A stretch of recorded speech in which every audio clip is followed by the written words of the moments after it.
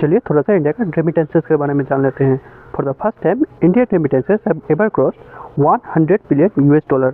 सिर्फ financial year 2026 में ही India का रेमिटेंसेस 110 बिलियन डॉलर तक पहुंच गया है। ये पिछले साल के कंपेरिजन में 26% ज़्यादा है।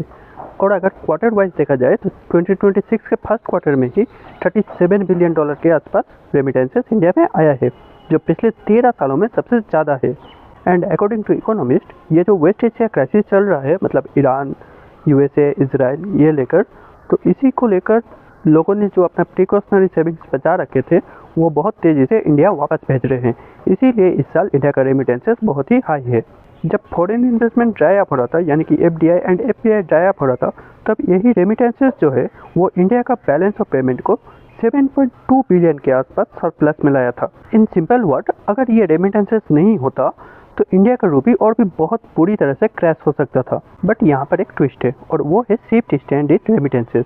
पहले गल्फ कंट्रीज जैसे कि यूएई, सऊदी अरेबिया, यहाँ से ज़्यादातर रेमिटेंसेस इंडिया में आता था और वो नियर अबाउट 48% के आसपास था। बट वो अब घटकर 38% के आसपास रह गया है।